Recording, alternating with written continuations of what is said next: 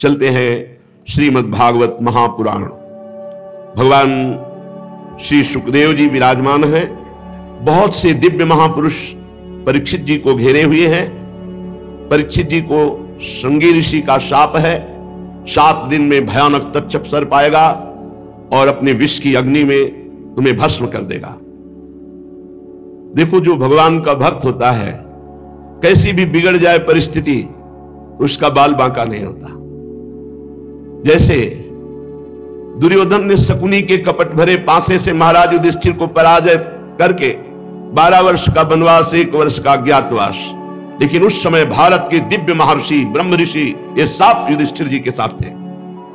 जब धर्मात्मा पुरुष कभी संकट में होता है तो महात्मा जन उनका साथ देते हैं। आज परीक्षित को शास्त्रों दिव्य महात्मा घेरे हुए हैं और परमहंस अवधूत शिरोमणि श्री सुखदेव जी महाराज उच्च आसन पर विराजमान है। परीक्षित जी ने प्रश्न किया, भगवान, वेद वेत्ताओं में आप श्रेष्ठ हैं।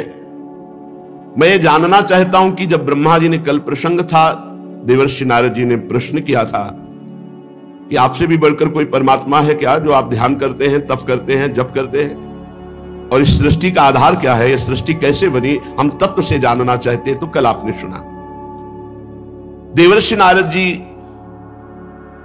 किन किन बातों को ब्रह्मा जी से पूछा, कैसे ब्रह्मा जी को भगवान का दर्शन हुआ, कैसे ब्रह्मा जी को ज्ञान हुआ, ये मैं सुनना चाहता हूं। हे परमहंस शिरोमणि सुखदेव जी, आप मुझे ऐसा उपदेश कीजिए कि मैं अपने आसक्ति रहित मन को सर्वात्मा भगवान श्री कृष्ण में तन्मय करके ये अपना नाशवान शरीर छोड़ दूं। जो लोग भगवान की लीलाओं का श्रद्धा के साथ रोज श्रवण करते हैं और गायन करते हैं, तो पहली बात, उनके अंदर कुभाव भी आ जाए तो नरक नहीं जाएंगे। जो रोज भगवान की लीला कथा सुनते हैं, थोड़े ही समय में उनका कुभाव नष्ट हो जाएगा और उनके हृदय में भगवान अपनी भक्ति प्रकाशित कर देंगे। भगवान श्री कृष्ण की जब कोई कथा सुनता है तो प्रविष्टः कर्णरंध्रेण श्वानां भाव सरोरुहम आहा धुनोति समलम कृष्णः सलिलस्य यथा शरत। जब कोई कानों में भगवान की चर्चा सुनाता है, ध्यान पूर्वक हम उसे सुनते हैं, तो थोड़े ही दिनों में कर्ण छिद्रों से भगवान कथा शब्दों के अंतर्गत बैठकर हमारे हृदय में पहुंच जाते हैं और भगवान प्रकाशित हो जाते हैं। जो ही भगवान प्रकाशित हुए तो जैसे शरद ऋतु आने पर जल का गंदलापन मिट जाता है, एकदम निर्मल हो जाता है, वैसे ही मन निर्वासनिक एकदम निर्मल हो जाता है। कथा सुनने मात्र से भगवान प्रविष्टः कर्णरंध्रेण श्वानां भाव सरोरुहम, उसके हृदय में भाव प्रकट कर देते हैं। कर्णरंध्रों से स्वयं भगवान हृदय में जाकर प्रकाशित हो जाते हैं। धौतात्मा पुरुषः कृष्ण पाद मूलम न मुंचति, मुक्त सर्व परिक्लेशः पांथः स्वशरणम यथा। जब भगवान हृदय में प्रवेश कर जाते हैं, मन निर्मल हो जाता है, तब उसकी ऐसी दशा हो जाती है, वो क्षण क्षण में रोता है, क्षण क्षण में आनंदित होकर नाचता है, क्षण क्षण में हृदय से गाता है। बड़ी अद्भुत दशा हो जाती है। वो फिर एक क्षण के लिए भी कभी भगवान का विस्मरण नहीं कर सकता। वो समस्त क्लेशों से छूटकर ऐसे विश्राम को प्राप्त होता है जैसे परदेश गया हुआ आदमी घर आने पर विश्राम प्राप्त करता है। हमारा घर क्या है? वृंदावन। घर वाले कौन है? प्रिया प्रीतम सहचरियां। हम भूल से माया के भ्रम में फंसकर शरीर और शरीर संबंधियों में अपना मोह कर लिए, यही हमारी दुर्गति का कारण है। सबकी ममता ताग बटोरी, मम पद मन है बांध बर डोरी। हमको भी ये जीवन में करना है कि एकमात्र ममता प्रिया प्रीतम के चरणों में। भगवान, वैसे तो जीव का इस पांचभौतिक शरीर से कोई संबंध नहीं है, जैसे वस्त्र वैसे है ये, पर अज्ञान के कारण हम इसे मैं और मेरा मान लिए। कैसे जीव माया में आसक्त हो जाता है, ये क्या है भगवान की माया? परीक्षित जी कह रहे, यद्यपि जीव का इस पंचभूत शरीर से कोई संबंध नहीं, फिर भी वो मैं मेरा मान, ये क्या है माया? ये क्या बात है प्रभु कि जो जीव है वो परमात्मा स्वरूप है, निर्विकार है, फिर भी वो विकार को प्राप्त हो रहा है। उसका पंचभूतों से कोई संबंध नहीं, फिर भी पंचभूतों में मैं मेरा किए हुए। प्रभु, आपने पहले बताया कि विराट भगवान से ही लोकों की रचना हुई और लोकपालों की रचना हुई। अब हम आपसे प्रश्न करते हैं कि महाकल्प और उनके अंतर्गत अवांतर कल्प कितने हैं? भूत भविष्य वर्तमान काल का अनुमान कैसे किया जाता है? क्या स्थूल देहाभिमानी जीव की आयु भी निश्चित होती है या घटाई बढ़ाई जा सकती है? ये जो देहाभिमानी जीव, क्या इसकी आयु निश्चित है? इसको घटाया बढ़ाया जा सकता है क्या अनुष्ठान के द्वारा, जैसे मृत्युंजय, महामृत्युंजय आदि? हे ब्रह्म ऋषि, काल की सूक्ष्म गति है तो उसका मैं वर्णन सुनना चाहता हूं, समय का, त्रुटि से लेकर के परार्ध तक। प्रभु, मैं ये जानना चाहता हूं कि जीव किस कर्म से कौन सी गति को प्राप्त होता है। ये देवता, मनुष्य आदि योनियां 3 गुणों के फल स्वरूप प्राप्त होती है, सतोगुण, रजोगुण, तमोगुण। तो कौन सा कर्म करने पर जीव को देवता बनना पड़ता है, कौन सा कर्म करने पर राक्षस बनना पड़ता है, कौन कौन सी योनियों में ये आप दिव्य दृष्टि संपन्न महापुरुषों में जानना चाहता हूं। पृथ्वी, पाताल, दिशा, आकाश, ग्रह, नक्षत्र, पर्वत, नदी, समुद्र, द्वीप, ये सब भगवान विराट के शरीर से प्रकट हुए, आपने पीछे सुना। तो भगवान, इस ब्रह्मांड का भीतर और बाहर का परिमाण क्या है, नाप क्या है? कितना बड़ा है ब्रह्मांड? बाहर से कितना है, भीतर से कितना है? मैं महापुरुषों के चरित्र सुनना चाहता हूं, युगों के भेद जानना चाहता हूं। युगों में कौन कौन सा धर्म होता है, कौन से युग में कैसे प्राणी होते हैं, उनका स्वभाव कैसा होता है, यह मैं जानना चाहता हूं। तत्व की संख्या कितनी है, तत्व का स्वरूप क्या है और तत्व का लक्षण क्या है? भगवान की आराधना कितने प्रकार से की जा सकती है? जो योगेश्वर है उनकी क्या गतियां होती हैं? प्रभु, प्रलय के समय जीव कहां चला जाता है, फिर इसकी उत्पत्ति कैसे होती है? पाखंड किसे कहते हैं? कैसे जाना जाए कि इसमें पाखंड है? उसकी उत्पत्ति कैसे होती है? आत्मा का स्वरूप क्या है? आत्मा कैसे बंधन को प्राप्त होती है और आत्मा का मोक्ष कैसे होता है? आत्मा का स्वरूप क्या है, उसका बंधन क्या है, उसका मोक्ष क्या है? भगवान तो परम स्वतंत्र हैं, अपनी माया से वो किस प्रकार क्रीड़ा करके परतंत्र जीव के रूप में बंध जाते हैं? बहुत ध्यान से सुनोगे तो भ्रम खत्म हो जाएगा। भगवान परम स्वतंत्र हैं, वो अपनी माया को स्वीकार करके किस तरह से परतंत्र जीव के रूप में हो जाते हैं। भगवान, मैं आपका शरणागत हूं, मैं आपको बार बार प्रणाम करता हूं। आप मेरी भूख प्यास की चिंता न करें, मेरे प्राण ऐसे निकलने वाले नहीं। अब तो केवल ब्रह्म ऋषि के साप से ही निकलेंगे, तक्षक के काटने पर। मैं आपके श्री मुखारविंद से भगवान की अमृतमयी लीला कथा पान कर रहा हूं, ना मुझे थकान हो रही है, ना नींद आ रही, ना भूख, ना प्यास। शौनकादि ऋषियों, जब राजा परीक्षित ने संतों की सभा में भगवान की लीला कथा सुनाने के लिए इस प्रकार प्रार्थना की, तब भगवान सुखदेव जी बड़े प्रसन्न हुए और भगवान श्री सुखदेव जी ने कहा, परीक्षित, जैसे स्वप्न में देखे जाने वाले पदार्थों के साथ स्वप्न देखने वाले का कोई संबंध नहीं था, न है, न रहेगा, सब झूठा स्वप्न। ठीक ऐसे ही जागृत अवस्था में ये देह के संबंधी भोग और देह के रिश्ते नाते ना थे, ना रहेंगे और ना है वर्तमान में। केवल अज्ञान के कारण जैसे स्वप्न देखता हुआ पुरुष अच्छा या बुरा, दुख या सुख का अनुभव करता है, जगह तो कुछ नहीं, ऐसे ही जब ज्ञान होगा तो ये सब कुछ नहीं है। अनुभव स्वरूप आत्मा माया के बिना दृश्य पदार्थों को कैसे देख सकती है? ये माया का स्वरूप हुआ। मैं अपने स्वरूप को भूलकर देह भाव से और ये सब रिश्ते नाते भोग आदि में फंस गया। यह मैं हूं, यह मेरा है, वो ऐसा मानने लगा। जब ये गुणों से क्षुब्ध होकर मोह उत्पन्न करने वाली माया के अधीन हो गया और मोह से युक्त होकर माया में रमण करने लगा, तब वह आत्मा मैं और मेरा में फंस करके दुर्गति को प्राप्त हो गया। यद्यपि वह विनाशी, अमल, चैतन्य घन, आनंद स्वरूप, वह कौन? तत्त्वमसि, त्वम असि, तुम ही हो वो जिसे वह कह के संबोधन किया जा रहा है। वो तत् माने वह जिसे तुम, त्वम असि, तुम ही हो, तत्त्वमसि। तुम अपने को भूल गए हो और देह भाव में आ गए हो। भगवान ब्रह्मा जी जब प्रकट हुए, उनको भी ज्ञान नहीं था। आदि गुरु तीनों लोकों के जब कमल पर बैठे तो कोई ज्ञान उनके अंदर नहीं था। बिल्कुल ध्यान से सुनो, ना सृष्टि प्रकट करने का, ना मैं ना तू, कोई ज्ञान नहीं। तब उन्होंने ज्ञान दृष्टि प्राप्त कर, मैं कौन हूं, ये कमल कौन है, मेरा उद्देश्य क्या है, मेरा कर्तव्य क्या है, इस प्रकार उनके अंदर चिंतन प्रारंभ हुआ। ये ज्ञान की प्रथम भूमिका है। जब प्रश्न उदय होता है, मैं कौन हूं, मेरा कर्तव्य क्या है, ये जगत क्या है, ये संबंध क्या है, यहीं से मार्ग निकलता है, यहीं से भगवत मार्ग प्रकट होता है।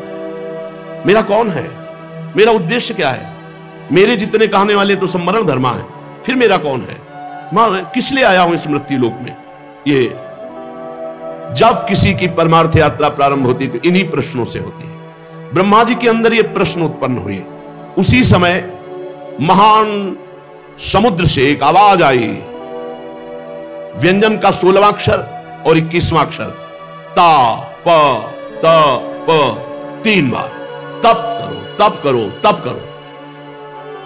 ब्रह्मा जी ने वक्ता को चारों ओर देखने के लिए ऐसे किया तो 4 मुख हो गए। कहां से आवाज आई, पर आवाज किससे आई ये नहीं जान पाए। पर उन्होंने कहा कि मुझे आज्ञा हुई है कि तप करो, इसलिए मैं अपने मन को तपस्या में लगाता हूं। ब्रह्मा जी त्रिभुवन के सबसे बड़े तपस्वी हैं, प्रथम तपस्वी हैं। घोर तपस्या की 1000 दिव्य वर्ष पर्यंत चित्त को एकाग्र करके, प्राणों को रोक करके, मन को संयम में करके, कर्मेंद्रिय ज्ञानेंद्रियों को वश में करके ऐसी तपस्या की कि अमोघ ज्ञान प्रकट हो गया। 1000 दिव्य वर्ष तक मन को एकाग्र, प्राणों को रोक लिया, चित्त को एकाग्र, कर्मेंद्रिय और ज्ञानेंद्रियों को वश में करके 1000 दिव्य वर्ष तक तपस्या की। उनके अंदर अमोघ ज्ञान प्रकट हो गया। सब लोग अपने में दिखाई देने लगे।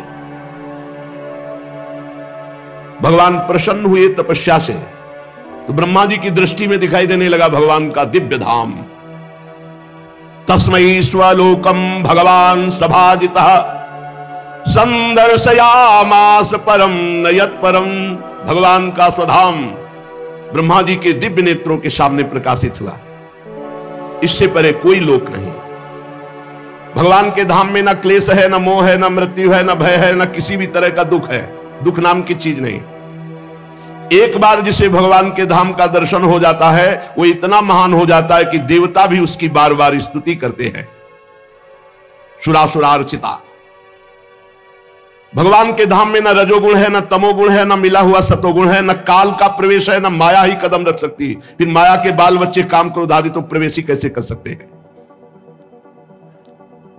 देखा भगवान ब्रह्मा जी ने कि दिव्य पार्षदों से सुरक्षित है भगवान का धाम।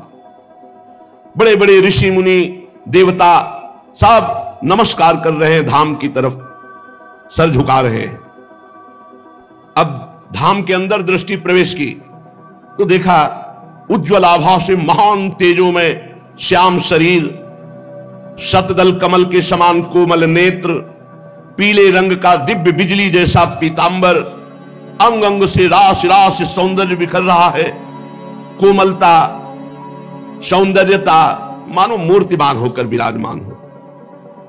और ऐसे ही भगवान के सब पार्षद हैं। जैसे भगवान का स्वरूप ऐसे भगवान के पार्षद, सबकी 4-4 भुजाएं, महान तेजस्वी दिव्य अस्त्र लिए हुए भगवान के पार्षद, सब दिव्य मणि में सुवर्ण प्रभा में आभूषण धारण किए हुए तेजों में। धाम की भूमि छवि अद्भुत, कहीं मूंगे की, कहीं वैदुर्य मणि की, कहीं कमल के समान, कहीं उज्जवल स्फटिक मणि के समान, ऐसी भूमि धाम की। सबके कानों में कुंडल, मस्तक पर मुकुट, कंठ में दिव्य मालाएं, जैसे आकाश बिजली से चमक उठता है, ऐसे ब्रह्मा जी के नेत्र बड़े तेजों में हो गए। भगवान के वैकुंठ धाम का दर्शन, वैकुंठ धाम के पार्षदों का दर्शन। अब देखा कि महालक्ष्मी सुंदर रूप धारण किए हुए अपनी दासियों के साथ, विभूतियों के साथ भगवान के चरण चाप रहे हैं। भगवान की मधुर मधुर लीलाओं का गायन करते हुए भगवान के चरण चाप रहे हैं। लक्ष्मी जी उन्मत्त हो रही हैं भगवान के चरणों के स्पर्श से और सौंदर्य से। ब्रह्मा जी ने देखा कि दिव्य लोक वैकुंठ धाम में भक्तों के रक्षक महालक्ष्मीपति, यज्ञपति, विश्वपति, भगवान विराजमान है। और भगवान के एकदम नजदीक जो पार्षद है वो सुनंद, नंद, प्रबल और अरहण आदि, ये भगवान के समान बलशाली, वैभव, ये मुख्य मुख्य पार्षदगण भगवान की सेवा करे। कोई चमर डुला रहा है, कोई व्यजन डुला रहा है, कोई छत्र लिए, वो सब भगवान के मुख कमल की तरफ एक टक चित्तवृत्ति से देखते रहते। क्या आदेश हो, क्या इशारा हो, तत्काल सेवा हो। आंखों में लाल लाल डोरियां, बड़ी मोहक मधुर चितवन, ऐसा लगता है कि प्रभु अपने प्रेमी भक्त को अपना सर्वस्व भी दान दे देंगे। सिर पर मुकुट, कानों में कुंडल, कांधे में पीतांबर, वक्षस्थल में सुनहरी रेखा, सुंदर चार भुजाएं, और भगवान बहुमूल्य आसन पर विराजमान है। भगवान के पास पुरुष, प्रकृति, महातत्व, अहंकार, मन, 10 इंद्रियां, शब्दादि 5 तन्मात्राएं, पंच महाभूत, ये 25 शक्तियां मूर्तिमान होकर हाथ जोड़े खड़ी है। उसी मन से संपूर्ण सृष्टि का मन बनता है। उन्हीं 10 इंद्रियों से संपूर्ण सृष्टि को इंद्रियां मिलती हैं। ये मूर्तिमान वैकुंठ में भगवान के सामने हाथ जोड़कर खड़े।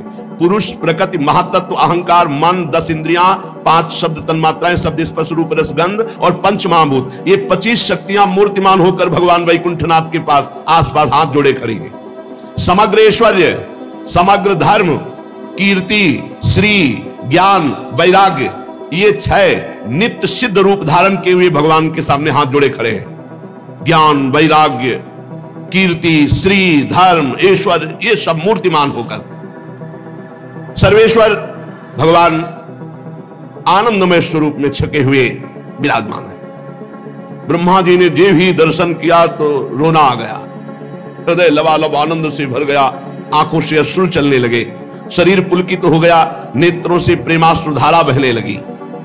ब्रह्मा जी ने भगवान के उन चरण कमलों में जो परमहंसों की निवृत्ति मार्ग से प्राप्त हो सकते हैं, सिर झुकाकर प्रणाम किया। ब्रह्मा जी प्यारे अपने आराध्य देव भगवान वैकुंठनाथ के प्रेम में इतने आनंद निमग्न है कि अब कुछ होश ही नहीं है। विचार करके देखो कि शिव श्रीपति यद्यपि ललचाही, मन प्रवेश दिन हो को नहीं।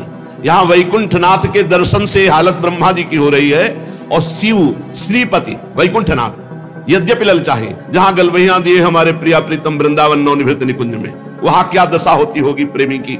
ब्रह्मा जी की दशा है, कोई शुद्ध नहीं, आंखों से अश्रुधारा बह रही, हृदय आनंद से लबालब भर गया। ये केवल ध्यान ही नहीं है, ये साक्षात्कार है। भगवान बहुत प्रसन्न मुद्रा में ब्रह्मा जी का हाथ पकड़ा, ये केवल ध्यान नहीं, हाथ पकड़ा और मंद मुस्कान से अलंकृत वाणी में कहा, ब्रह्मा देखो, मेरी आज्ञा का पालन करने के कारण तुम्हारे हृदय में समस्त ज्ञान उदय हो चुका है। भगवान की आज्ञा पालन, तप, बस लग गए तपस्या में। तुमने ज्ञान प्राप्ति के लिए तप किया तो सृष्टि रचना की पूरी सामर्थ्य और पूरा ज्ञान तुमको प्राप्त हो चुका है। तुमने हमारी आज्ञा मानी और हमें देखा नहीं, और हमारी आज्ञा मान ली, इसलिए मैं बहुत प्रसन्न हुआ। अपने कलयुगी भक्तों पर भगवान बहुत प्रसन्न है, क्योंकि इतने भारी विघ्न में, इतने भारी अधर्म का हाहाकार मचा हुआ है, और हमने भगवान को देखा नहीं, कोई परिचय बताने वाला नहीं, और केवल उनका भरोसा विश्वास करके जीवन समर्पित कर दिया और चल दिए, तो भगवान इस बात से बिक जाते हैं। ब्रह्मा जी से क्या करें, तुमने मुझे देखा नहीं था, पर मेरी आज्ञा पालन की, इसलिए मैं बहुत प्रसन्न हुआ और अपना संपूर्ण वैभव तुम्हें दिखा रहा हूं। धाम का और संपूर्ण सृष्टि प्रकट करने की सामर्थ्य और अथाह अगाध ज्ञान तुम्हारे अंदर प्रकाशित हो चुका है।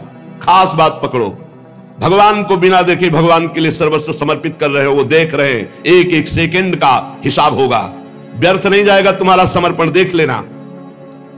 जो लोग मन में कपट रखकर दिखावे के लिए योग साधना आदि का, मैं उनसे कभी प्रसन्न नहीं होता।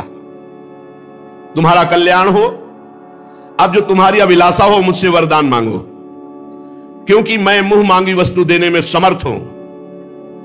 ब्रह्मा जी, जीव के समस्त कल्याणकारी साधनों का विश्राम मेरा दर्शन पाना है, जैसे तुम पा रहे हो। यह दर्शन ऐसा नहीं होता कि भाव में केवल हो रहा है, भगवान का स्पर्श।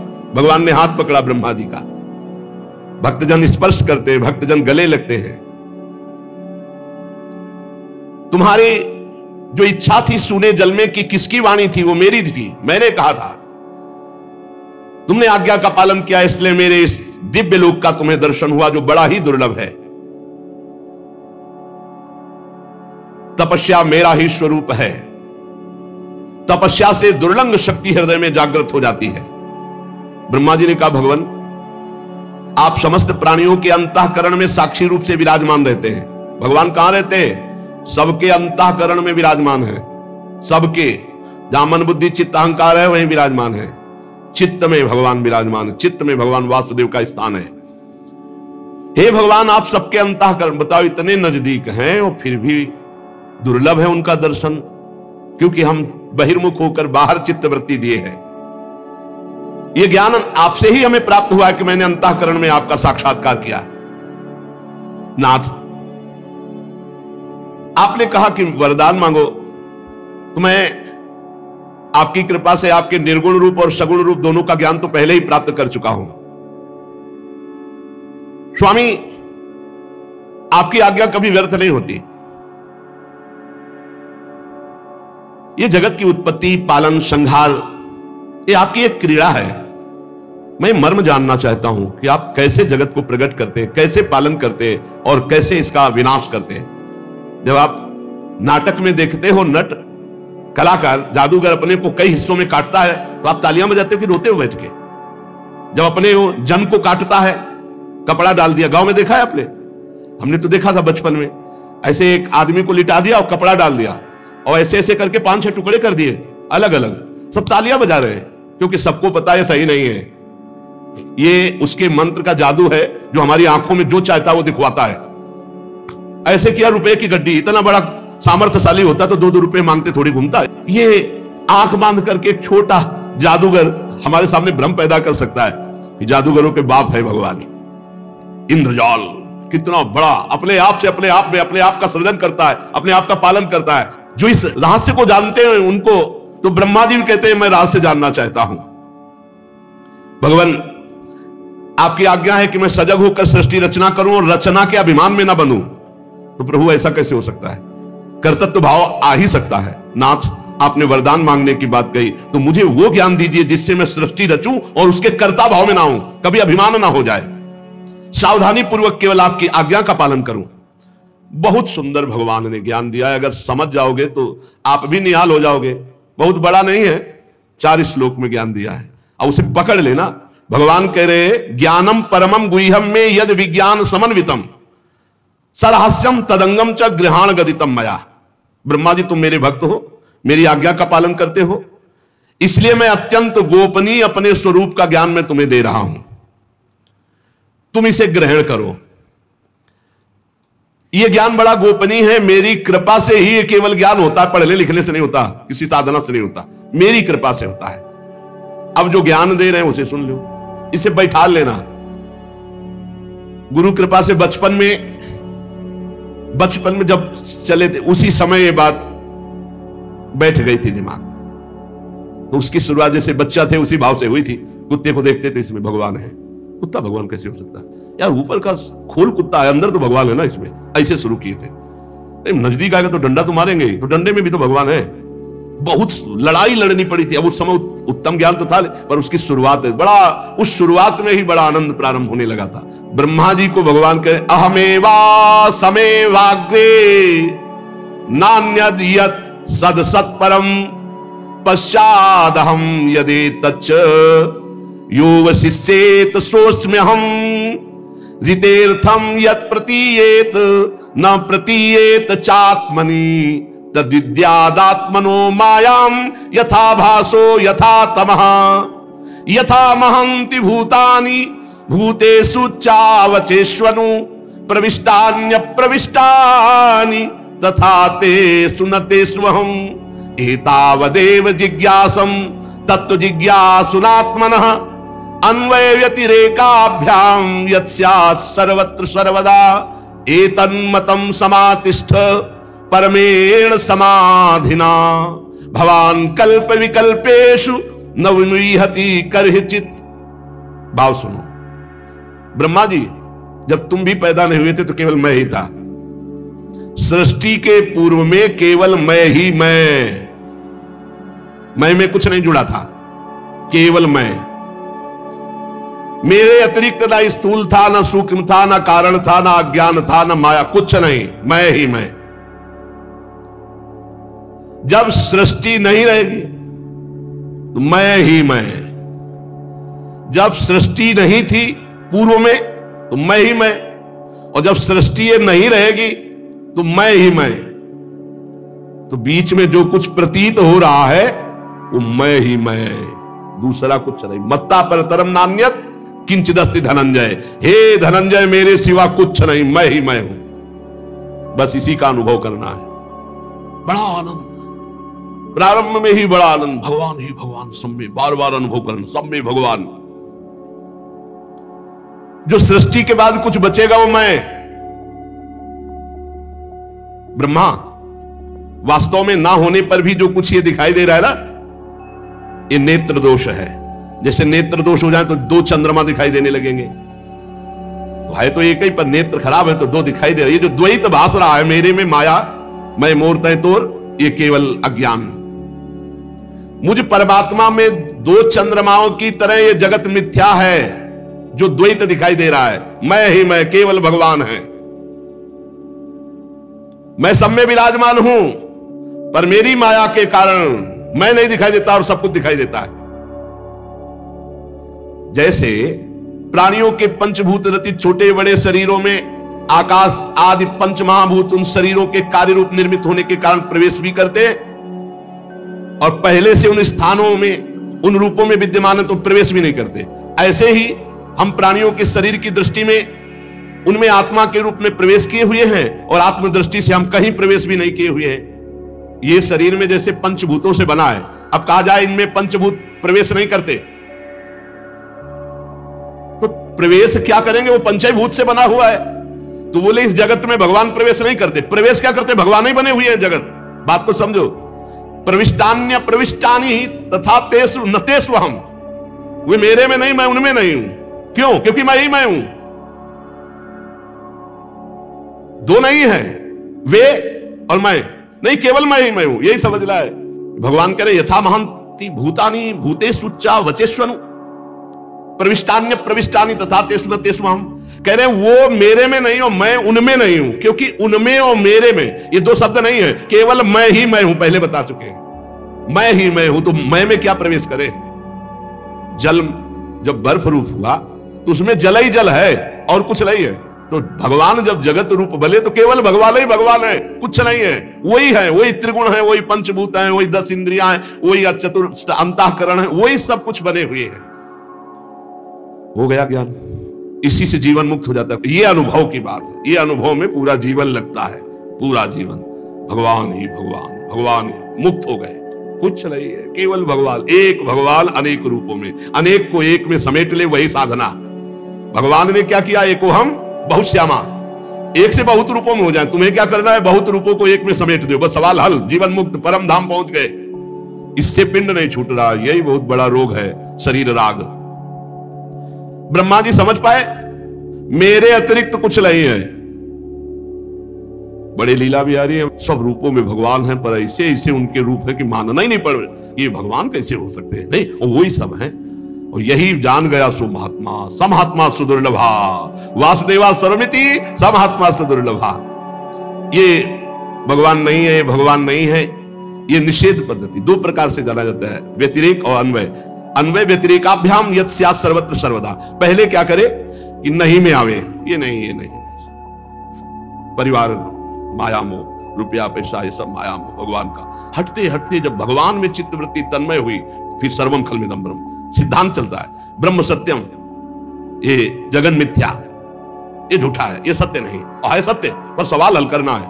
तो ब्रह्म सत्यम जगन मिथ्या। और जब सत्य चिंतन में पहुंचे तो बोले सर्वम खल्विदम ब्रह्म, सब कुछ ब्रह्म ही है। भगवान ही भगवान सदा सर्वत्र सब रूपों में है। जिसको ज्ञान प्राप्त करना है तो इससे बढ़कर कोई ज्ञान नहीं है। भगवान ही पूर्णता, सच्ची मानिए, बड़ी पूर्णता है।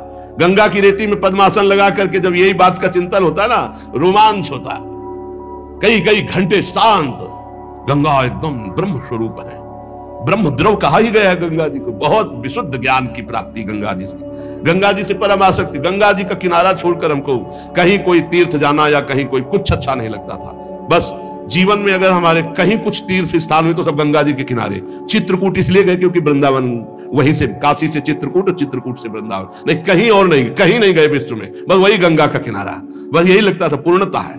गंगा जी कैसे, तुम्हें बताओ कैसे कैसे भाव प्रकट करते, यही बात गंगा जी के किनारे, ये जो है यही गंगा किनारे की आराधना। इसके बाद है ये जो वृंदावन की पढ़ाई है ना, ये वासुदेवा स्वरमिति के बाद है, ये डिग्री है, ये ककारा मात्रा वाली पढ़ाई नहीं है, ये डिग्री है, ये ऊपर की डिग्री, सबसे ऊपर का महामाधुर्य रस। श्री जी बड़ी कृपालु है कि अपने अधमों को ऐसे महारस में निमग्न करने का अवसर दिया। अगर इतना जान लोगे तो ब्रह्मा जी तुम्हें मोह नहीं होगा। इतना जान लो कि मैं ही मैं, भगवान ही भगवान है, मोह नहीं होगा। बस ये जानना है, अंदर व्यवहार नहीं करना, व्यवहार नहीं करना, जानना है, दृष्टि रखना, व्यवहार नहीं करना। अज्ञानी जो होते हैं ना वो व्यवहार में उतर जाते हैं तो भ्रष्ट हो जाते हैं, उनको बोध नहीं हो पाता। जैसा व्यवहार वैसे ही करना है, लेकिन दृष्टि सब में रख ली, एक ही परमात्मा। ये तो माया का नाटक हो रहा है, एक ही परमात्मा। स्वांग जैसा है वैसा, पिता हो तो पिता का स्वांग करो, पुत्र हो तो पुत्र का, शिष्य तो शिष्य, गुरु तो गुरु, जो स्वांग मिला वैसे ही करो, लेकिन है वही, बस ये दृष्टि रखना है। व्यवहार में नहीं, व्यवहार में उतारना मूर्खता होती है, वो ज्ञान नहीं होता व्यवहार में उतारना। जैसे विद्या विनय संपन्न ब्राह्मणे गवि हस्तनी सोनी चुपाकेचा पंडिता समदर्शिना, विद्या विनय संपन्न ब्रह्म ऋषि में, चांडाल में, कुत्ते में, हाथी में, गाय में एक ही दृष्टि रखनी है कि सब में परमात्मा है, पर व्यवहार नहीं करना। व्यवहार में अलग अलग होता है। कई बार चर्चा हुई, व्यवहार में भेद दृष्टि रहती है। जो कहते हैं कि अरे वो तो ज्ञानी नहीं, वो भेद दृष्टि रखते हैं, तो वो मूर्ख है जो इस बात को नहीं समझता। सम दृष्टि दर्शन करनी है, सम वर्तन नहीं करना, सम व्यवहार नहीं हो सकता, नहीं हो सकता, बिल्कुल नहीं हो सकता। एक घर ही में देख लो, बेटी है, बहन है, माता है, ये स्त्री शरीर है, तीनों में भगवत बुद्धि रखनी, लेकिन व्यवहार में एक परम पवित्र बेटी है, एक परम पवित्र बहन है, और एक अर्धांगिनी है, और एक मां है, तो व्यवहार में भेद हो जाएगा। चारों के व्यवहार अलग अलग होंगे, लेकिन ब्रह्म चारों में एक ही विराजमान है, तो व्यवहार दृष्टि अलग अलग रहे। एक गुरुजी ने यही सुनाया शिष्य को, सब में भगवान है, क्योंकि शास्त्र का ये सबसे बड़ा ज्ञान है। अब एक हाथी, पागल हाथी चला आ रहा था, महावत अंकुश से उसको वश में कर रहा था, वश में नहीं होता, चिल्लाया बाबा जी भाग, मेरा हाथी पागल मार डालेगा। सब में भगवान है, गुरुजी ने कहा है, जय भगवान। हाथी आया, उठा के पटक दिया ऐसे, सब चूक। अब वो लद के गए गुरुजी के पास, उनका क्या हो गया बेटा? बोले दुर्दशा। बोले तो किसी ने रोका नहीं? बोले नहीं, रोक तो रहा था, महावत जो है बहुत दूरी से चिल्ला रहा था, बाबा जी भागना, मेरा हाथी पागल है। तो बोले हाथी में भगवान देखा, महावत में नहीं देखा। महावत में नहीं, महावत चिल्ला रहा था कि भगवान वही भी तो है, चिल्ला रहे थे भाग दूरी, हाथी पागल। तो ऐसी मूर्खता न करे, सब में भगवान है, पे व्यवहार में भेद रखना है, नहीं, व्यवहार में भेद रखना है। सब में भगवान है, व्यवहार में भेद रखना है, दृष्टि सम रखनी। सम दृष्टि की बात आई, सम वर्तन की बात नहीं, सम दर्शन करने की बात आई। भगवान श्री सुखदेव जी कहते हैं, परीक्षित, लोक पितामह ब्रह्मा जी को इस प्रकार उपदेश दे करके तत्काल धाम, पार्षद, भगवान सब अंतर ध्यान हो गए, कुछ नहीं। अभी तक भगवान का स्पर्श कर रहे थे, भगवान से वार्ता हो रही थी, ऐसे ही होता है। ब्रह्मा जी बार बार प्रयास करने लगे, न वो रूप, न वो धाम, न वो पार्षद। भगवान ने हटा लिया अपने आप को। तब अंजलि बांधकर पुनः उसी धाम और भगवान को प्रणाम किया, और जैसी सृष्टि पूर्व में रचना की थी वो पूरी कला उनके हृदय में आ गई। धर्मपति प्रजापति ब्रह्मा जी ने सारी जनता को प्रकट करने के लिए भगवान की आराधना की थी। देवर्षि नारद जी मायापति भगवान के माया का तत्व जानने की इच्छा से बड़े सौम्य होकर ब्रह्मा जी से ये वार्ता कहीं से चल रही। श्री सुखदेव जी सुना रहे परीक्षित जी को, और सूत जी सुना रहे शौनक जी को, और भगवान ब्रह्मा जी सुना रहे हैं देवर्षि नारद जी को। ब्रह्मा जी और भी प्रसन्न हुए, और फिर देवर्षि नारद जी को 10 लक्षण वाले इस महामहिम भागवत पुराण का उपदेश किया। श्री सुखदेव जी महाराज कह रहे, परीक्षित, इस भागवत पुराण में सर्ग, विसर्ग, स्थान, पोषण, ऊति, मनवंतर, ईशानुकथा, निरोध, मुक्ति और आश्रय, इन 10 का वर्णन किया गया है। इनमें जो 10वां आश्रय तत्व है, इसी का ठीक ठीक निश्चय करने के लिए ऊपर के 9 का वर्णन किया गया है। ये 10वीं बात आ जाए तो मुक्त हो जाए। आश्रय, मैं भगवान के आश्रय में, प्रियाजू के आश्रय हूं। अरे यहां तक कह दिया हरिराम व्यास जी ने कि काहू के बल भजन को, कोई भजन बल रखता है, कोई जितेंद्रिय आदि सदाचार व्रत, लेकिन हम तो कुंवर के भरोसे में हैं। सोवत पांव पसार, काहू के बल भजन को काहू के आचार, व्यास भरोसे कुंवर के सोवत पांव पसार। इसका भी ठीक ठीक चिंतन हुआ आश्रय तत्व का। बस हमें लगता है कि पूर्व से ही ज्ञान का मार्ग तो था, लेकिन आश्रय तत्व पर बहुत जोर था, इसीलिए भक्ति का ये रंग आया या आना था तो आश्रय तत्व पर जोर दिया था प्रारंभ में ही। और इस आश्रय तत्व पर ये जो ठीक ठीक बात कही जा रही कि ठीक ठीक इस आश्रय तत्व को समझने के लिए ही ये 9 ऊपर का वर्णन किया गया है आश्रय तत्व। फिर नवधा भक्ति की नवम भक्ति पर दृष्टि गई, आत्मसमर्पण। आश्रय, आत्मसमर्पण, सर्वत्र भगवान, 3 बातों को बहुत गंगा किनारे मनन होता। उसी का भाव कहीं ना कहीं अंदर हृदय में था, तो कैसा होगा वृंदावन, ये प्रकट हुआ, रास दिखाई। महादेव जी ने कहा चलो जहां का है वहीं भेज देते हैं, बड़े कृपालु। अब वर्णन करते हैं कि सर्ग विसर्ग स्थान पोषण उति मनवंतरी शानु कथा निरोध मुक्ति और आश्रय, ये किसे कहते हैं? तो जो वेद हैं उनका तात्पर्य है ठीक ठीक आश्रय तत्व में स्थित करना। जितने शास्त्र हैं वो घुमाकर आश्रय तत्व में स्थित करते हैं। कोई आत्माश्रित है, आत्मस्वरूप में स्थित, कोई भगवदाश्रित है, पर आश्रय तत्व ही है। महात्माओं ने इसका अनुभव किया है। जब ईश्वर की प्रेरणा से गुणों में क्षोभ होता है, उसका रूपांतरण होता है, आकाश आदि पंचभूत शब्दादि तन्मात्राएं इंद्रिय अहंकार महातत्व की उत्पत्ति होती है, इसे सर्ग कहते हैं। ये जो तत्वों की उत्पत्ति होती है इसे सर्ग कहते हैं। उस विराट पुरुष से उत्पन्न ब्रह्मा जी के द्वारा जो विभिन्न चराचर सृष्टियों का निर्माण होता है उसको विसर्ग कहते हैं। प्रतिपल नाश की ओर बढ़ने वाले सृष्टि को एक मर्यादा में स्थित रखने वाले भगवान विष्णु की जो श्रेष्ठता सिद्ध होती है उसका नाम स्थान है। सर्ग, विसर्ग, स्थान। अपने द्वारा सुरक्षित सृष्टि में भक्तों के ऊपर उनकी जो कृपा होती है भगवान की, उसका नाम है पोषण। मनवंतरों के अधिपति जो भगवत भक्ति और प्रजापालन रूप शुद्ध धर्म का अनुष्ठान करते हैं उसे मनवंतर कहते हैं। सर्ग, विसर्ग, स्थान, पोषण और मनवंतर। और फिर उति, जीवों की वे वासनाएं जो अनंत काल से दबी हुई है, वो जब उठती हैं तो ऐसे कार्य करवाते जिससे बंधन हो जाता है, उसे ऊति नाम से कहते हैं। जीवों की वासनाओं के कारण जो होने वाले कर्म है उनको ऊति कहते हैं। भगवान के विभिन्न अवतारों के और उनके प्रेमी भक्तों की जो विविध कथाएं हैं उनको ईश कथा कहते हैं। जब भगवान योग निद्रा स्वीकार करके शयन करते हैं तब इस जीव का अपनी उपाधियों के साथ लीन हो जाना निरोध कहा जाता है। अज्ञान कल्पित कर्तृत्व भोक्तृत्व अनात्म भाव का परित्याग करके स्वरूप परमात्मा में स्थित हो जाना, इसे मुक्ति कहते हैं। और चराचर जगत की उत्पत्ति और पालन और प्रलय जिनसे होता है वो है भगवान, वो है परब्रह्म भगवान। भगवान का आश्रय ही सबकी पूर्णता है, आश्रय भगवान का। जो नेत्रादि इंद्रियों के अभिमानी दृष्टा जीव है वह इंद्रियों के अधिष्ठात्र देवता आदि सूर्य के रूप में, जो नेत्र गोलक आदि से युक्त दृश्य देह है वही उन दोनों को अलग अलग करता है। तीनों में एक का भाव हो जाए तो दो की उपलब्धि में भी दृश्य नहीं देखा जा सकता। नेत्र गोलक, नेत्रेंद्री और सूर्य, तीनों की उपस्थिति में ही दृश्य दिखाई देगा। एक भी का अभाव हो जाए तो दर्शन नहीं हो सकता, दृश्य नहीं दिखाई दे सकता। इसी प्रकार सबके अधिष्ठात्र भगवान है, भगवान के अभाव में कुछ नहीं है, उनका भाव है ही नहीं। जहां देखो ता वही विराजमान है, उन्हीं का आश्रय लेना चाहिए, दूसरे का आश्रय नहीं। एकमात्र संसार से पार होने का उपाय भगवान का आश्रय है। पीछे वर्णन हुआ था कि विराट पुरुष का पिंड जल में पड़ा रहा, तो जल को कहते हैं नार। शास्त्रीय भाषा में जल का एक नाम है नार, और उसी नार में पड़े रहने के कारण 1000 वर्ष तक पड़ा रहा था, पीछे ध्यान होगा। तो इसीलिए जो उसमें चैतन्य घन परमात्मा प्रवेश किया तो उसका नाम हुआ नारायण। वो विराट पुरुष ही भगवान नारायण। नारायण भगवान की कृपा से ही द्रव्य कर्म काल स्वभाव और जीव आदि की सत्ता है। नारायण भगवान के सिवा किसी का कोई अस्तित्व नहीं है, सब उन्हीं से प्रकट हुए। सब नारायण की नाभि कमल से ब्रह्मा, ब्रह्मा से सब, तो मूल सबके नारायण हुए। और नारायण में कौन प्रवेश किया था?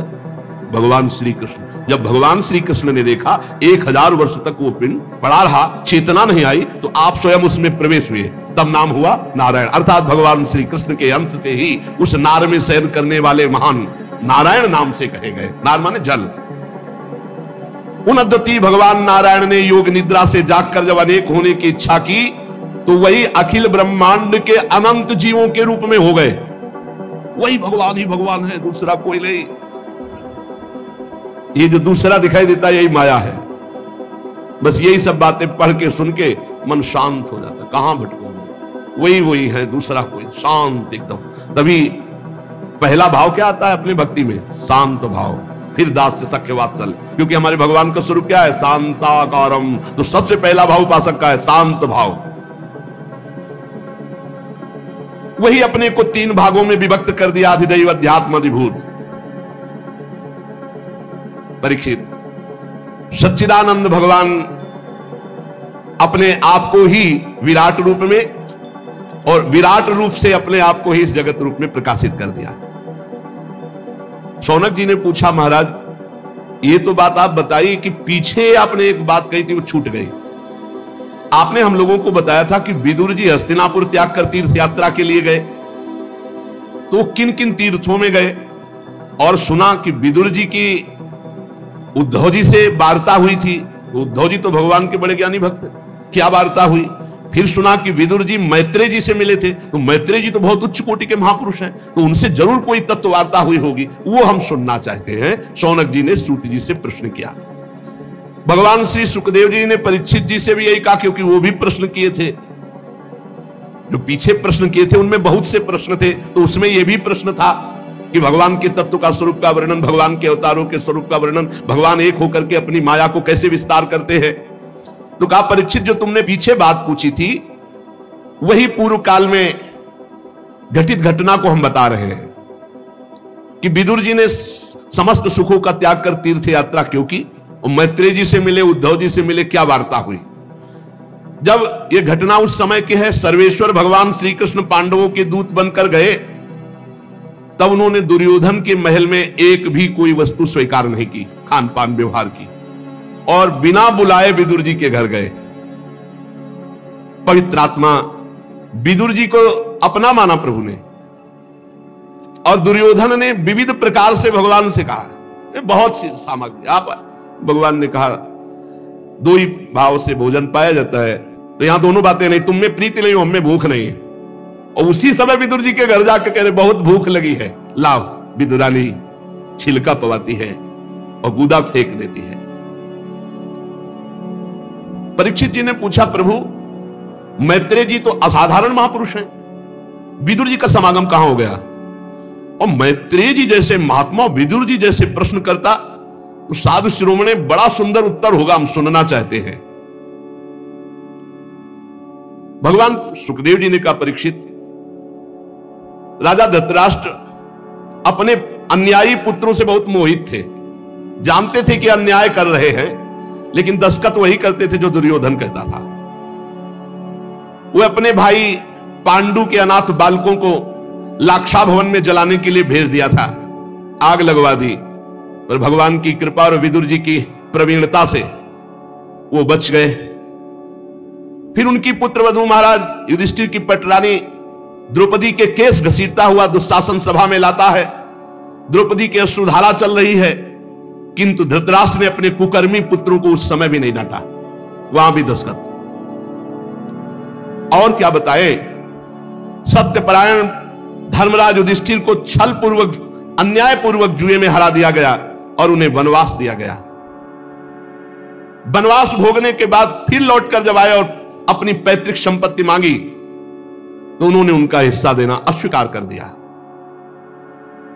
जब इस विषय पर भगवान श्री कृष्ण कौरवों की सभा में हित भरे सुमधुर वचन जाकर के बोले, जो भीष्म आदि को तो अमृत जैसे लगे, पर कुरुराज को वो विष जैसे लगे। फिर भी धृतराष्ट्र की बुद्धि काम नहीं की और पुत्र मोहवशात भगवान की बात नहीं मानी, क्योंकि सारे पुण्य उनके नष्ट हो चुके थे, मानते भी तो कैसे। जब विदुर जी ने देखा कि भगवान की आज्ञा का उल्लंघन हो रहा है, तो विदुर जी ने धृतराष्ट्र से कहा, जिसे विदुर नीति कहते हैं, महाराज अजात शत्रु महात्मा युधिष्ठिर को उनका हिस्सा दे दीजिए। आप असहनीय अपराध कर रहे हैं, भगवान की भी बात नहीं मान रहे। पांडव वनवास करके आए फिर भी उनका हिस्सा नहीं दे रहे। हमें बहुत डर लग रहा है कि पांडव अगर क्रोधित हो गए तो महाराज आपके वंश का विनाश हो जाएगा। ये भीम सांप की तरह सांस ले रहा है, बस भगवान की आज्ञा का इंतजार कर रहा है। इसकी फुफकार में तुम्हारे एको पुत्र नहीं बचेंगे महाराज, हम आपको बता देते हैं। आपको पता नहीं है कि पांडवों के पक्ष में अखिल कोटि ब्रह्मांड नायक ये श्री कृष्ण है, ये परमात्मा है। ये यदुवीरों के आराध्य देव कोई मनुष्य नहीं है, ये परब्रह्म परमात्मा है। ये द्वारिका में विराजमान रहकर ही तुम्हें नष्ट कर सकते हैं, आने की जरूरत भी नहीं। पृथ्वी के बड़े बड़े राजा या बड़े बड़े ब्रह्म ऋषि देवता ये उसी पक्ष में रहते हैं जिस पक्ष में भगवान होते हैं।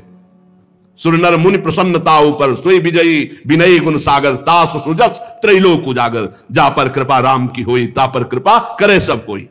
ये जिसे तुम अपना पुत्र मानकर पाल रहे हो महाराज, जिसकी हां में हां मिला रहे हो, ये दुर्योधन मूर्तिमान दोष है, दोष। ये दोष तुम्हारे घर का नाश कर देगा। ये इतना महान दोषी है कि भगवान से भी द्वेष करता है। ये भगवान श्री कृष्ण से विमुख, श्रीहीन, अधर्माचरण करने वाला, कुल कलंक। मेरा अगर वचन आपको सुनाई दे रहा हो तो आप इस दुष्ट का तुरंत इसी समय त्याग कीजिए और हस्तिनापुर से निकलवा दीजिए। विदुर जी महान नीतिज्ञ, धर्मराज का साक्षात स्वरूप है। साधु जन भी विदुर जी का आदर करते, भगवान भी आदर करते। ये बात सुनते ही दुशासन, दुर्योधन, कर्ण, शकुन सब क्रोध से युक्त हो गए। और दुर्योधन तो बहुत ही कड़ुआ बोला, अरे इस कुटिल दासी पुत्र को यहां किसने बुलाया उपदेश देने के लिए? इसकी जान तो मत लो, लेकिन इसको तुरंत इसी समय नगर से बाहर निकाल दिया जाए। महाराज धृतराष्ट्र सुन रहे, एक भी शब्द नहीं बोले। ये बड़े भाई के सामने ऐसे कानों में विषैले शब्द, विदुर जी ने कुछ भी बुरा नहीं माना। समझ रहे थे कि भगवान इनका विनाश करवाना चाहते हैं, इसलिए ऐसी इनकी भाषा निकल रही है। धृतराष्ट्र को प्रणाम किया और सामने द्वार पर धनुष बाण रख दिया और हस्तिनापुर से निकल पड़े। अब ऐसे राज्य में नहीं रहना जो भगवत विमुख, जहां से दुष्टों का बोलबाला, अधर्म का बोलबाला हो। कौरवों को विदुर जैसे महात्मा उपदेश देने वाले बड़े भाग्य से मिले थे। जे भी हस्तिनापुर से चले तो सबके पुण्य नष्ट हो गए। कौरव पक्ष के अपमान कर दिया विदुर जैसे महात्मा का। साधु अवज्ञा तुरंत भवानी कर कल्याण अखिल के हानि। विदुर जी हस्तिनापुर से चलकर भूमंडल के तीर्थों में विचरण करने लगे, जहां श्री हरि, ब्रह्मा, रुद्र आदि इन महान के द्वारा जो तीर्थ स्थापित है उन तीर्थों में विचरण किया।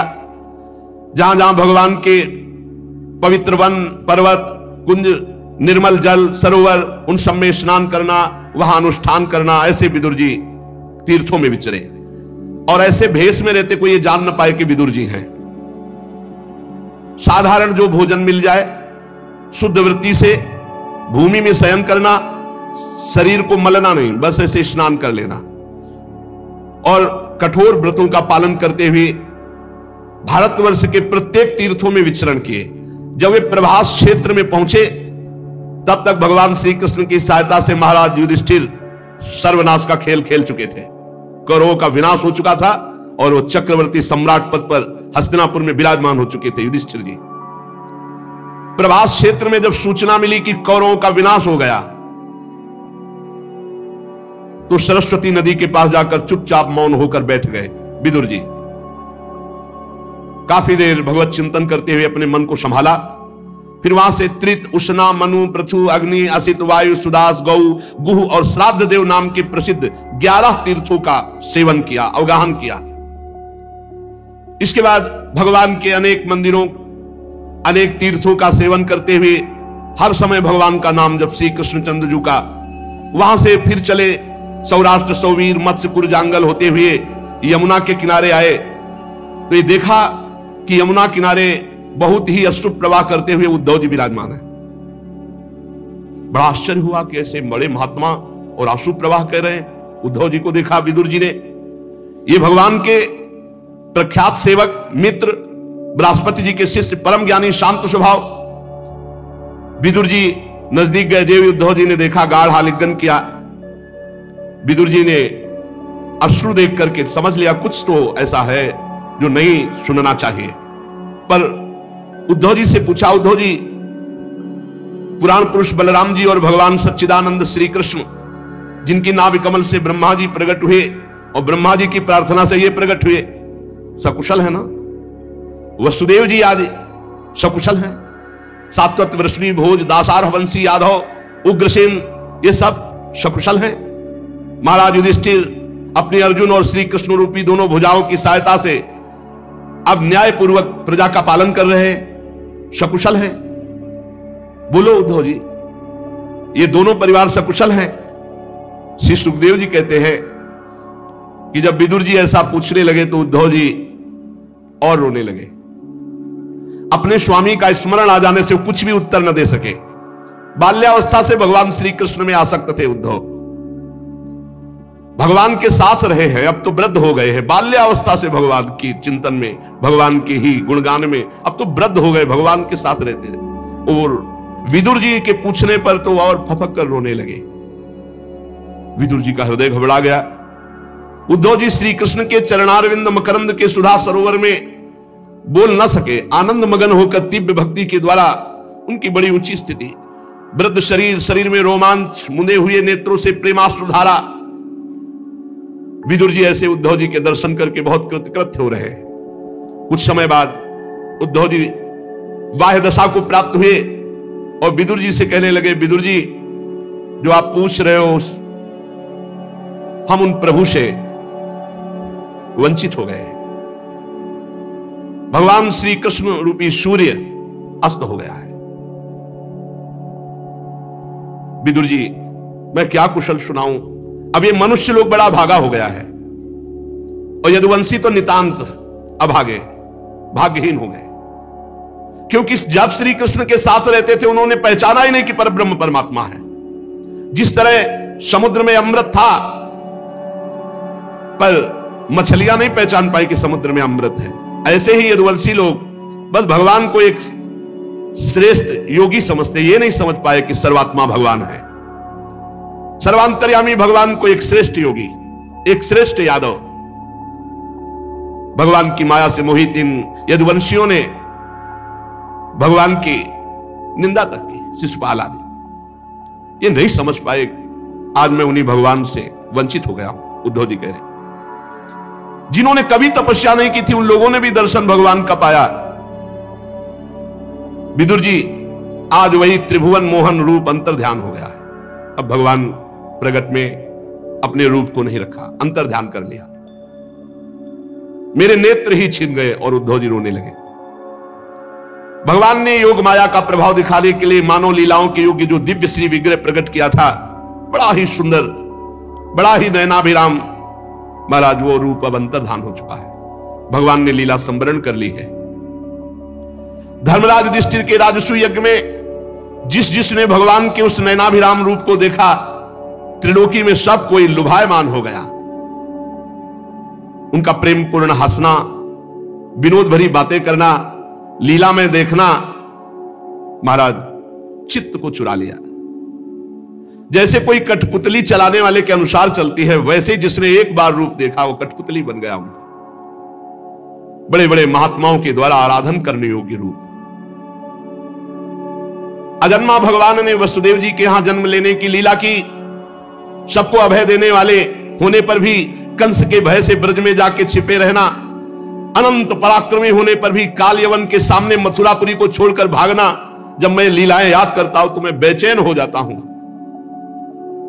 मुझे याद है जब देवकी वसुदेव की चरण वंदना करके उन्होंने कहा था, पिताजी माताजी, कंस का बड़ा भय रहने के कारण मुझे आपकी कोई सेवा न बन सकी, इसलिए मेरे अपराध को क्षमा करके आप प्रसन्न हो जाएं। ये बातें जब मैं याद करता हूं तो हे विदुर जी, मेरा चित्त व्यथित हो रहा। वो परमात्मा होकर कैसे बोल रहे थे, जिन्होंने काल रूप अपनी भ्रकुटी विलास से पृथ्वी का सारा भार उतार दिया। उन श्री कृष्ण के पाद पद्म पराग से युक्त ऐसा कौन होगा जो उनको भूल सके। आज मैं उनसे रहित हो गया हूं। आप लोगों ने राजस्व यज्ञ में प्रत्यक्ष देखा था कि गिन गिन कर गालियां दे रहा था शिशुपाल भगवान श्री कृष्ण को, और जब भगवान ने सुदर्शन चक्र से प्रहार किया तो उसको वो गति मिली जो बड़े बड़े योगी मुनियों के द्वारा वांछित है।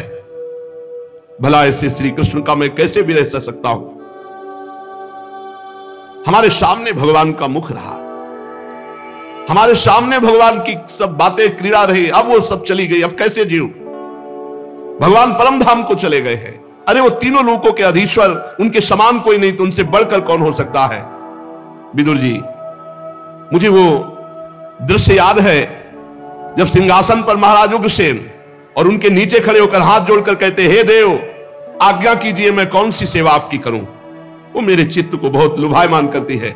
कहां भगवान और कहां उग्रसेन, हाथ जोड़कर कहते, हे देव आज्ञा कीजिए। मुझे वो भी याद है जब पापनी पूतना ने अपने स्तन में हलाहल विष लगाकर श्री कृष्ण को मार डालने की नियत से उन्हें दूध पिलाया, तो उसको भगवान ने वो परम गति दी जो धाय मां को मिलती है। भगवान श्री कृष्ण के अतिरिक्त और कौन दयालु है जिसकी शरण ग्रहण करें। मैं उन असुरों को भी भगवान का बड़ा कृपा पात्र समझता हूं जिन्होंने वैर भाव से ही सही भगवान श्री कृष्ण का सदा चिंतन तो किया। रणभूमि में सुदर्शन चक्र धारण किए हुए दौड़ते हुए भगवान का दर्शन करते हुए प्राण त्याग किया, उन असुरों को भी मैं भगवान का भक्त मानता हूं। ब्रह्मा जी की प्रार्थना से पृथ्वी का भार उतारकर उसे सुखी करने के लिए कंस के कारागार में वसुदेव देवकी के यहां भगवान अवतार लेते हैं। कंस के डर से पिता वसुदेव जी ने उन्हें नंद बाबा के ब्रज में पहुंचा दिया। वहां वे बलराम जी के साथ 11 वर्ष तक ब्रज लीला करके फिर यमुना के उपवन में हरे वृक्षों में कलरव करते हुए पक्षियों के झुंड में बछड़े चलाते हुए ग्वाल बाल की मंडली में ब्रजवासियों की दृष्टि आकृष्ट करने के लिए बाल लीला करते हुए कभी रोते कभी हंसते कभी खेलते, ऐसे ब्रजवासियों को 11 वर्ष तक सुख दिया। ब्रज में बैल बछड़ों गौओं को चलाते हुए अपने अधरों पर बांसुरी बजाकर गोपियों को ब्रजवासियों को बड़ा सुख देते हुए कंस ने उन्हें मारने के लिए मायावी मनमाना रूप धारण करने वाले राक्षसों को भेजा। अगासुर बकासुर भगवान ने खेल खेल में मार डाला, जैसे बालक खिलौनों को तोड़ फोड़ डालता है। काली नाग का दमन करना, विष को अमृत बना देना, ग्वाल बालों को पुनः जीवित कर देना, भगवान श्री कृष्ण के इन लीलाओं का बहुत हृदय में अब वो अंतर्धान हो गए। महाराज नंद बाबा ने जब इंद्र की पूजा तो भगवान ने रुकवाकर गोवर्धन पूजा कराई। बहुत गुस्सा हो गया इंद्र और विनाशकारी प्रलयंकारी जल बरसाया। भगवान ने खेल खेल में गोवर्धन पर्वत को 7 दिन 7 रात उठा करके ब्रजवासियों की रक्षा की। महाराज संध्या के समय जब सारे वृंदावन में शरद की चंद्रमा की चांदनी छिटक गई, श्री कृष्ण सम्मान करते हुए गोपियों का आवाहन किया और गोपियों के साथ प्रेम में रास विहार किया। ऐसे में श्री कृष्ण से रहित हो गया। उद्धव जी ने विदुर जी से विनय की और आगे भगवान की विविध लीलाओं का गायन करते हुए उद्धव जी अपने हृदय को संतुष्ट कर रहे हैं। सुशेष चर्चा आगे। श्री राधा वल्लभ लाल की जय।